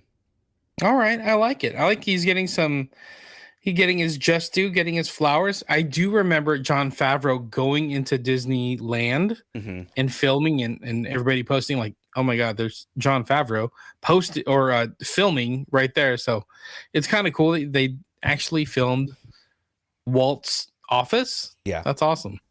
Yeah. And then again, if you've taken the tours, you've been to Walt's office, that's pretty cool. So yeah, I dig that. I'm kind of happy they're doing this, like we don't know much about Oswald. So giving him something like this, his own feature. Yeah, I'm in. Yeah, absolutely. I'm ready for this. It's going to be fun. Yeah, especially Jon Favreau behind it. Oh yeah. Yeah, no, I'm always willing to give something Favreau does a chance, just because he does so well with everything that he does. All right, let me bang through some of these stories because I know there's some good ones coming up. So Let's get it. The Parr family is suiting up again for Incredibles 3. Pixar is coming off the $1 billion success of Toy Story 5, and the studio is already preparing the return of another one of its biggest franchises. During the D23 Disney Entertainment presentation, we got an early glimpse at what Pixar has planned for the superhero sequel, including the introduction of a corporate superhero organization that sounds like the Incredibles universe's answer to the Avengers or Justice League. All right, a little parody. I like it. The newly revealed concept art shows Mr. Incredible back in action and apparently wearing a version of his original superhero costume. Violet Dash and Jack Jack are expected to have a bigger role in the film this time. Disney also described the film as rounding out the trilogy. Interesting. Okay. The Incredibles 3 hits theaters in 2028. What grabbed me the most is saying rounding out the trilogy. Yeah, absolutely. Shut up and take my money. So the plan is to make it a trilogy and be done. Versus like Toy Story 4 or Toy Story 5 or not quite knowing where it's going to end. It sounds like The Incredibles are going to end with a trilogy. But that's what they said about Toy Story 3. And that's the whole thing, is that if somebody comes up with a story, they're probably going to try and do more story. Yeah. I'm interested, especially with, I don't think they're going to age them up at all. I think just like how Incredibles 1 kind of led into Incredibles 2, I think it's going to lead straight into Incredibles 3. So I don't think the ages are going to change much. Does that make sense? Yeah. So Jack is still going to be a baby sort of thing. But is Jack All right. going to be a baby? I mean, 'cause they said that they're going to age everybody up. I said they're not going to age everybody up. Oh. It's just that Violet Dash and Jack are expected to have a bigger role. Okay. In the movie. It's going to be interesting to see kind of like, because I want Jack to be at least a little bit older. Like in a way where like not, like have him not be a baby and have him be like a toddler. Where like he's walking on his own, but he's got like his own powers and everything. Mm-hmm. Right? But he's still kind of like unpredictable, uncontrollable because he still can't talk. You know what I mean? Maybe he starts talking in this new one. We'll see. I want to see Jack teething and like biting something and then like setting stuff on fire. I want to see him fight that raccoon again. Oh my God. Fun. Jack and the raccoon in the second movie was great. So funny. It was so good, man. Again, like I love Jack as a character, and it's kind of like, Violet and Dash are fun, but like the real star, especially after the second movie, the real star is Jack. He's ridiculously funny. Well, if you think about it, the first movie is kind of centered around the dad. Mm-hmm. Second movie is kind of centered around the mom. Third one, I bet it's going to be centered around the three kids and what they're going to do. Like maybe it's their, pseudo coming of age as superheroes type of thing. So we'll see. Yeah, Dash is still, putting tax on his teachers' chairs and stuff. Yeah, exactly. Exactly. All right, keep it going. We're headed back to Zootopia. Zootopia 3 is officially in development at Disney following the record-breaking success of Zootopia 2, which pulled in an incredible $1.8 billion worldwide and became Disney's highest-grossing animated movie of all time. Jennifer Goodwin and Ki-Hugh Kwan announced the news during D23's fan event, confirming the bunny and the snake will be back for the third movie. Disney hasn't hopped on a release date quite yet. How many times did you watch this movie? Was it like 17 times? I saw it a couple times. I did see it a few times. Think about it this way. Right now, $1.8 billion worldwide. That's what Spider-Man's doing right now. Yeah. That's the type of push this movie has. I haven't watched this one yet. I just watched Hoppers, and I actually really liked that one. It was pretty funny.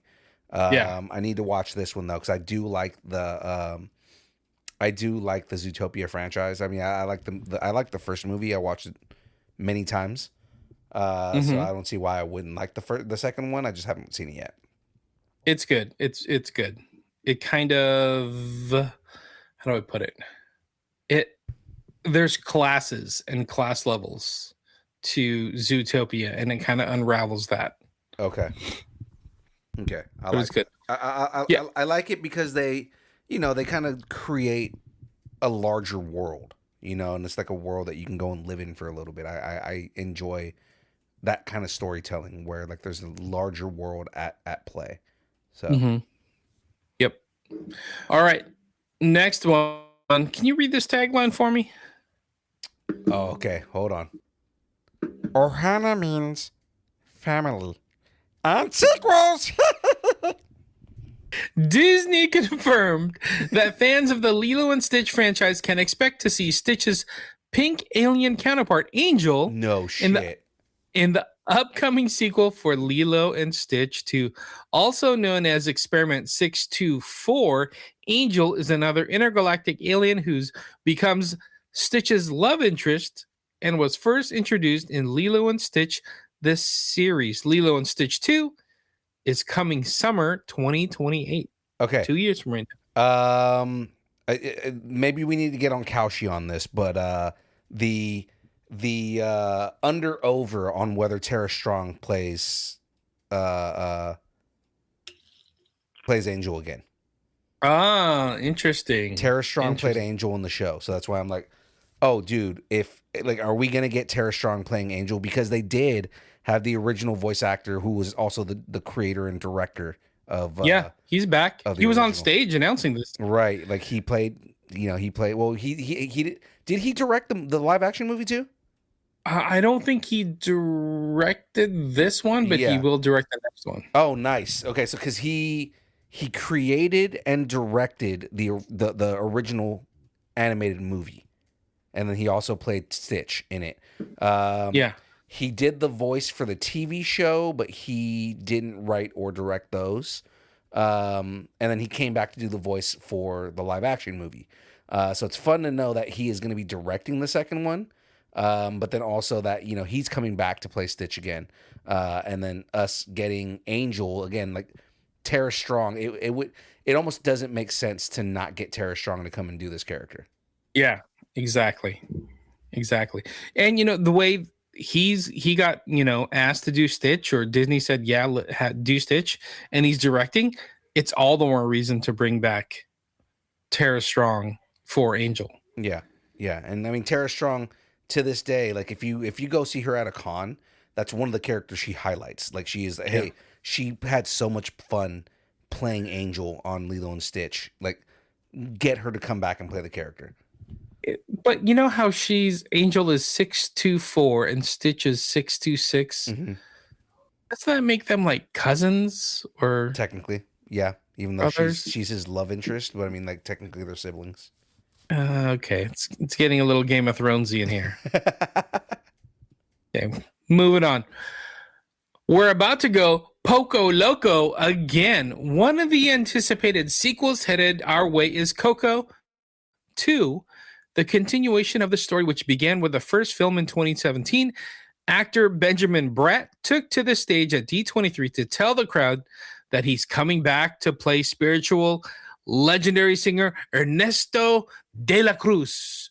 Ernesto de la Cruz is back for revenge, proving that fate has twists. Oh God. This is going to be interesting. It's also revealed this. You're going to like this. Yeah. It's also revealed the next story. Young Miguel is no longer a boy, but he's a teenager with a fade. With a fade. I wonder if they get the voice actor who played him in the original to do it, because like he does go to cons and will do like, oh, here's Miguel when he ages up, because I can't do his voice anymore. Oh my gosh. Right. So like, yeah, like it'd be cool to bring him in and like do like, because I'm sure he can do like a not just a Miguel, but like a Miguel going through puberty kind of thing. Mm-hmm. Like a voice crack. That'd be kind of funny to have him like sing a song, but his voice cracks every now and then.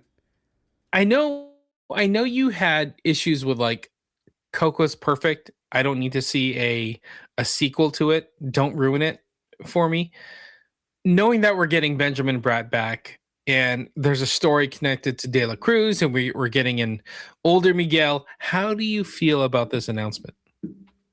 I'm interested in seeing what they do and kind of like, what kind of story they tell. Now, I'm a little iffy, and it's nothing against Benjamin Bratt, but I'm a little iffy on bringing back Ernesto de la Cruz, because Ernesto de la Cruz was like basically like finished off in the first movie, and it's like, okay, well, what reasoning are you going to use to bring him back? You know what I mean? It's just going to feel like kind of weird to have Ernesto de la Cruz come back.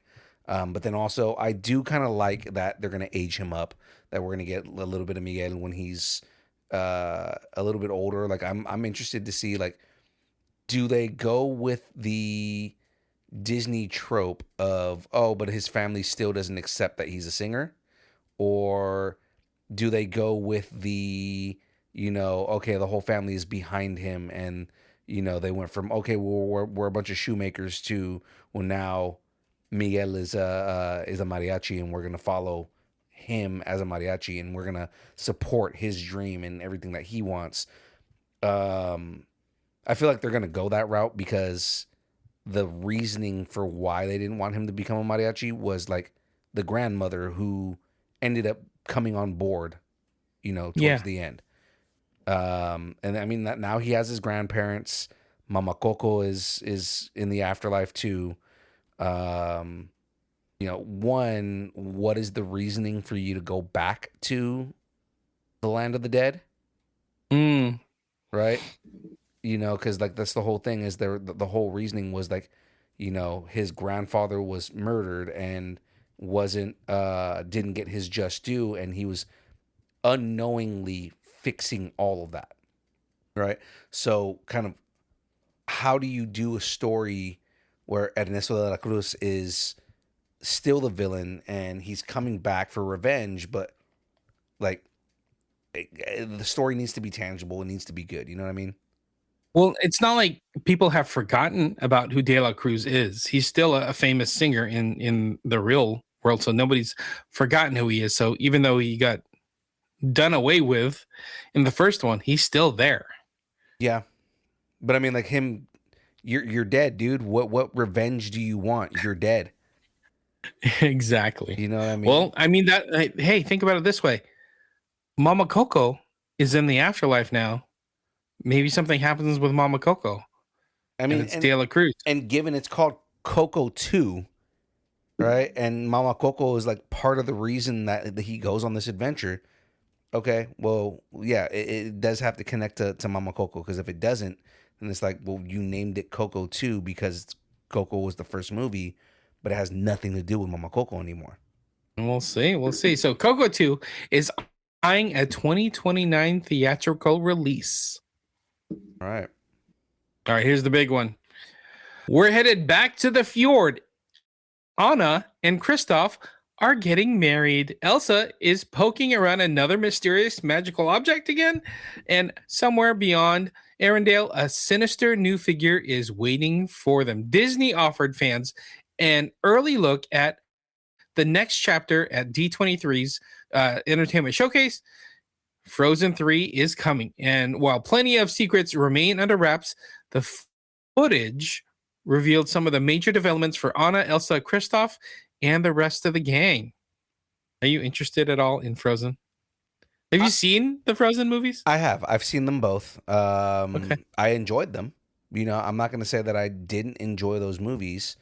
The one thing in this that I am happy about, excited about, all that kind of thing is Anna and Kristoff. That's something that from the first movie is finally paying off all the way to the end.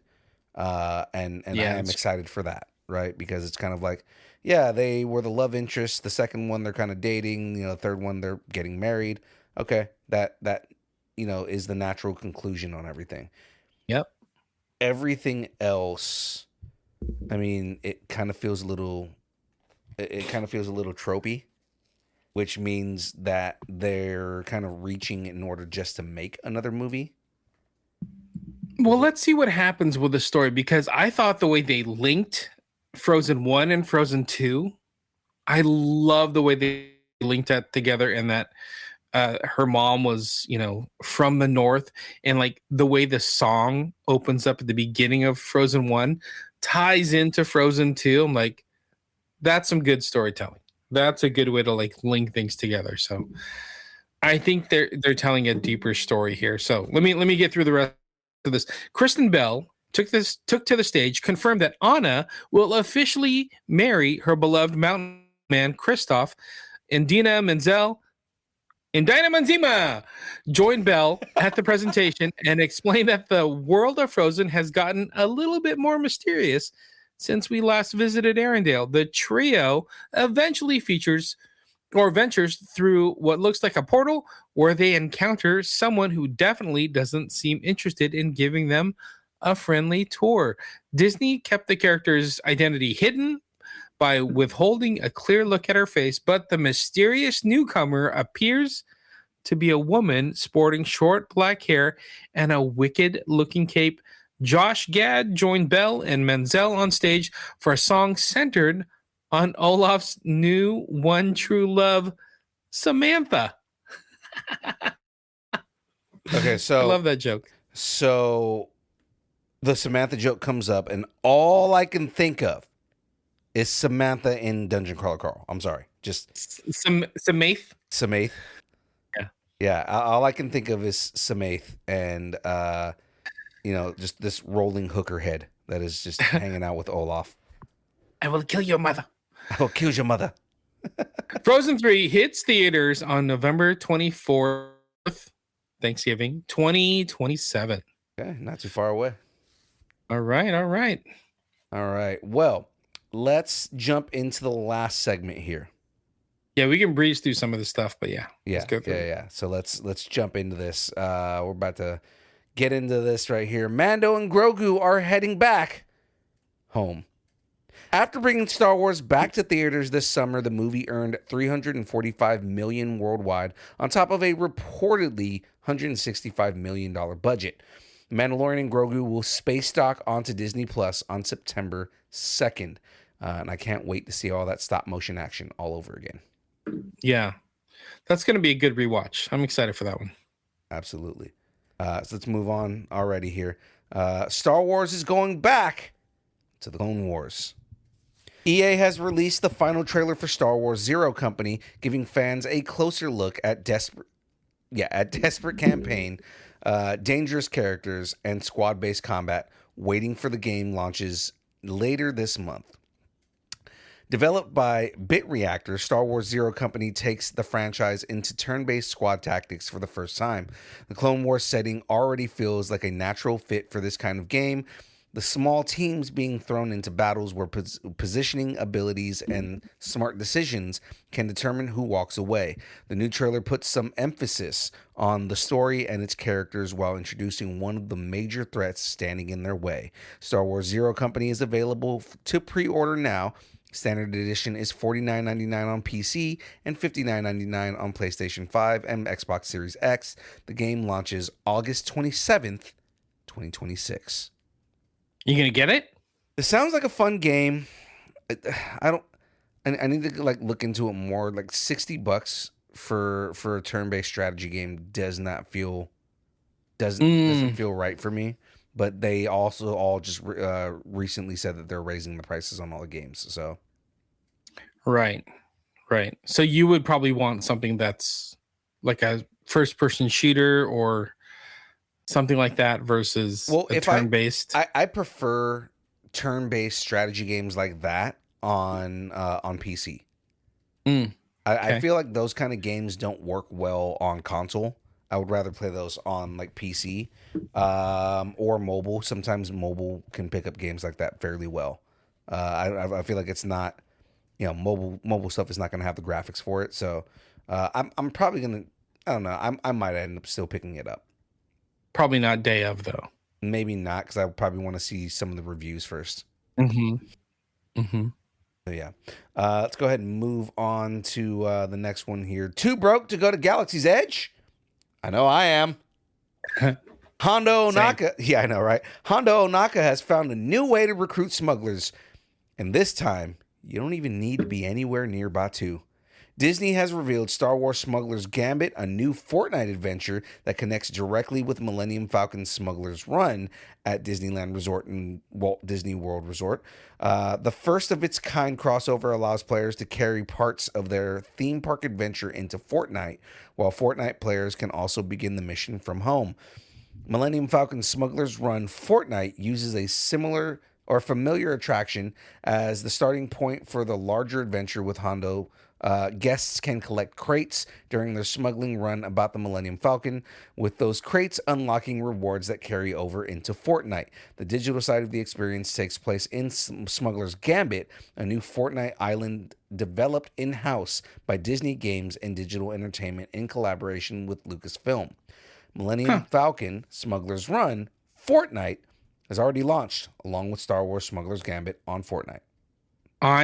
I'm so out of touch with games. How does this work? How do people go into Galaxy's Edge and get things for the game on Fortnite? How does that even work? I'm gonna assume that they're gonna have like QR codes, or they're gonna have like if you link your the Disney app, like the in-park Disney app. I'm sure you can like link that to your Fortnite account or something like that. Like that all seems like something that they could easily do. That's so interesting. Yeah. Now I just want to know how it all connects. That's what intrigues me about all this.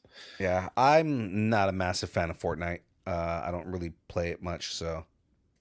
But it looks like it has its own island developed in-house by Disney Games and Digital Entertainment in collaboration with Lucasfilm. I guess if you really love Star Wars and you're okay with Fortnite, I bet that's a game that would grab your attention. Yeah. Also, my other piece here is I don't know when I'm actually going to be able to ever go to Galaxy's Edge. to Galaxy's Edge to Disneyland. So I mean, like, Fortnite is free, right? Fortnite is a free game. So you could technically download this game and start playing it and check it out. You might not get all the things you get from linking it up at Galaxy's Edge, but you can check out Smuggler's Gambit, right? Yeah, I can definitely at least try the game out or something like that. It's for research. It's for research. For research purposes, right? We're gonna report back for everybody here. All right, let's go ahead and move on to this last Star Wars story, and this is the Whopper. More lightsabers, more space battles, more witches, more swords, and enough explosions to keep things properly chaotic. While speaking at D23, Aman Esfandi offered a pretty exciting preview of what Dave Filoni has cooking up for the next chapter of Disney Plus's Star Wars series. And apparently the first season was only getting warmed up. Esfandi said there's going to be more lightsabers, a lot more lightsaber action. And there's going to be some space battles and some space action. And there's going to be witches and swords and explosions galore. The first trailer for Ahsoka Season 2 was packed with excitement. Grand Admiral Thrawn is making his move against the rebels, setting the stage for what looks like a much bigger and more dangerous chapter of the Star Wars story. Ahsoka is going to need some help from her old master. Ahsoka Season 2 returns to Disney Plus on January 20th, 2027. Did you watch the trailer? Of course I did. Yeah, I watched it. It looks amazing. Oh my God, dude. It's so fucking good, man. It is. Oh my God. I was so excited for it. It's all the small Easter eggs that are in the trailer itself. It's, you know, what's crazy is Aman Esfandi, just did an interview and he was talking about how he had given up on acting.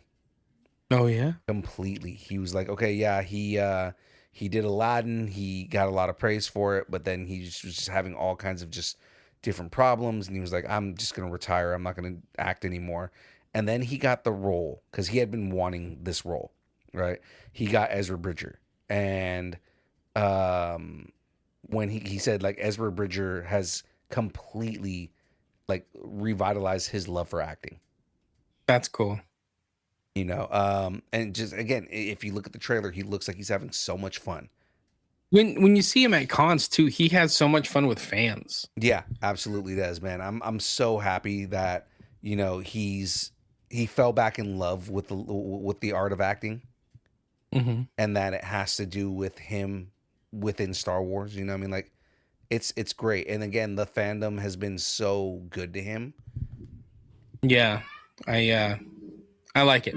But, you know, going back to the trailer, I think it looks so much fun. There's so many different storylines that I want to know more of. The Thrawn, the battle, you know, I want to know what's happening with Ezra and meeting up with the rest of the rebels and the Ghost crew.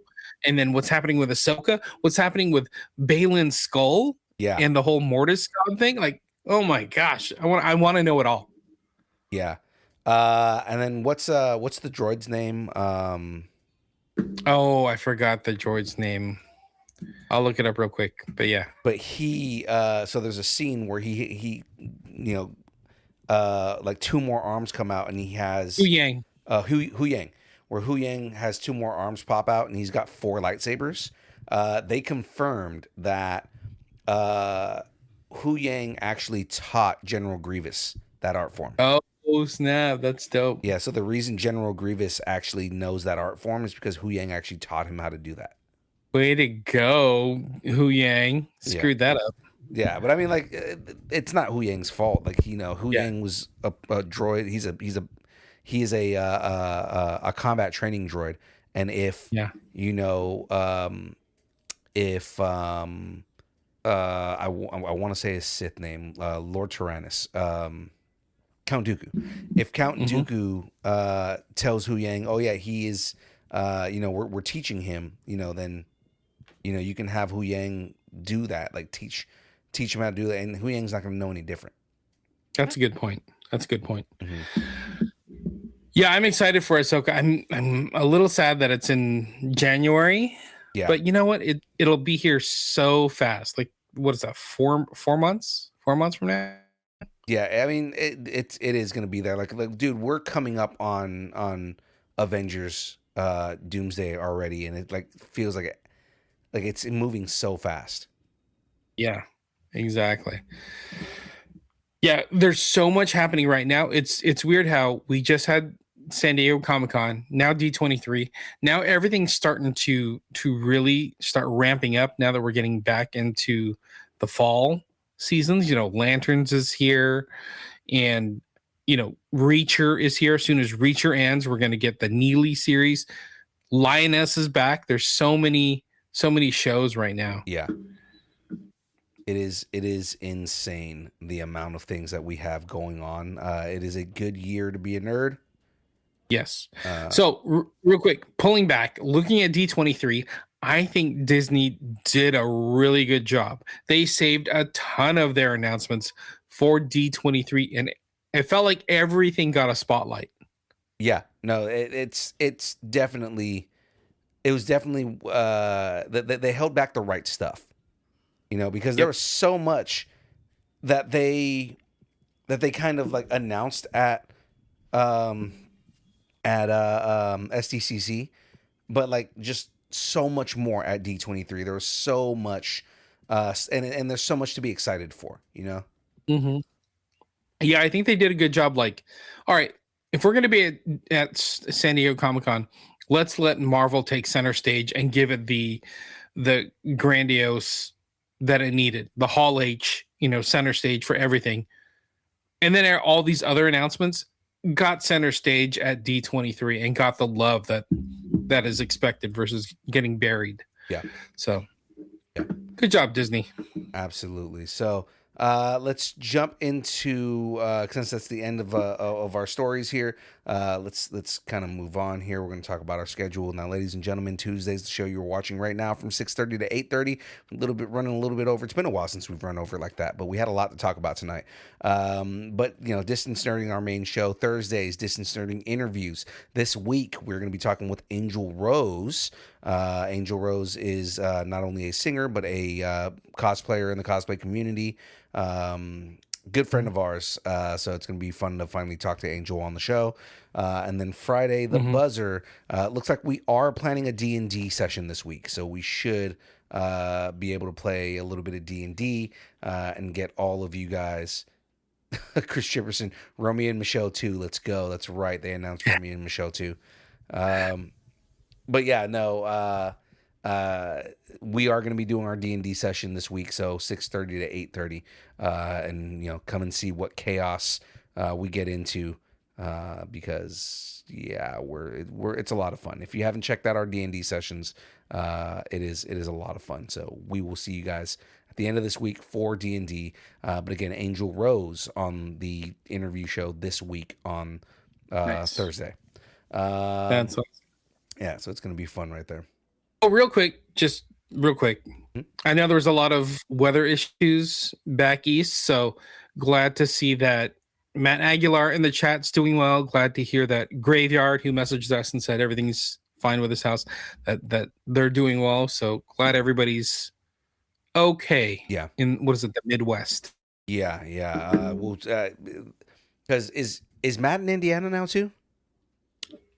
I think so. Yeah, Chicago, Indiana, it's around there. Yeah, so Indiana had a lot of flooding. It was a tornado that came through, and then a lot of flooding that came through. So I mean, they've been kind of racked with natural disasters. So yeah, it is good to hear that Matt Aguilar and that Graveyard are both doing okay.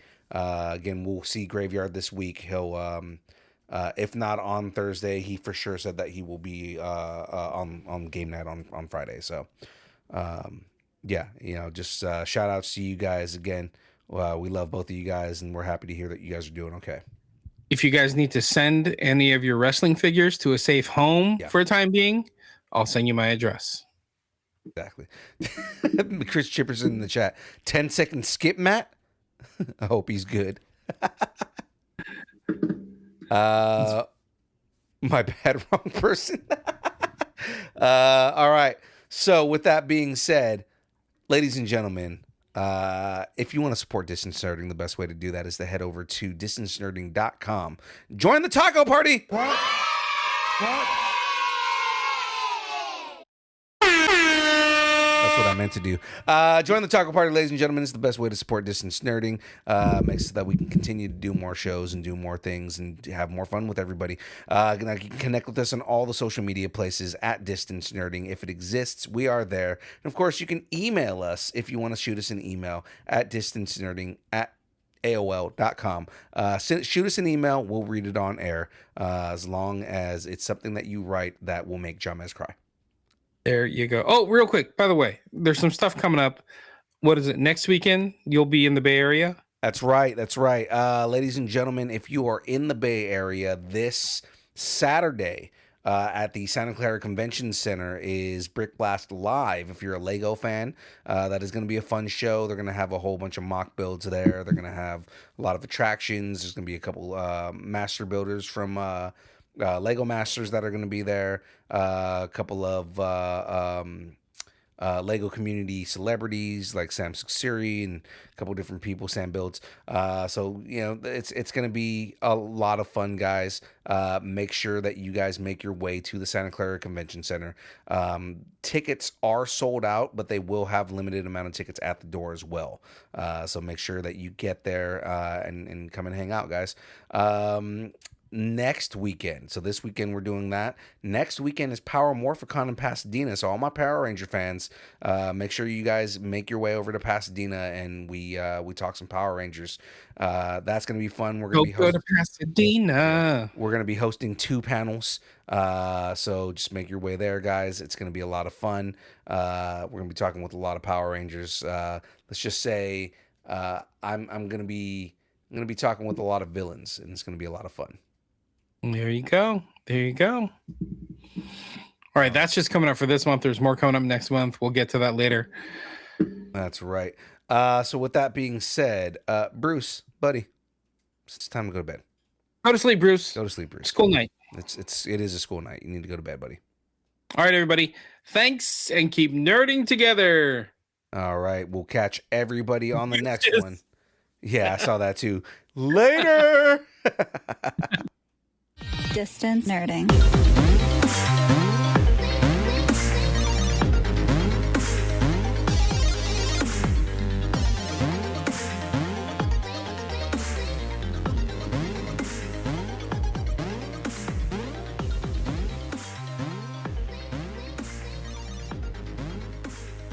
This was a production of the Distance Nerding Podcast and Time for Tacos Media. For more content, follow us on Facebook, Instagram, Twitter, Twitch, YouTube, and TikTok, all at Distance Nerding. If you enjoy our content, please leave us a review on Apple Podcasts, Spotify, or wherever you get your podcasts. Thanks, and keep nerding together.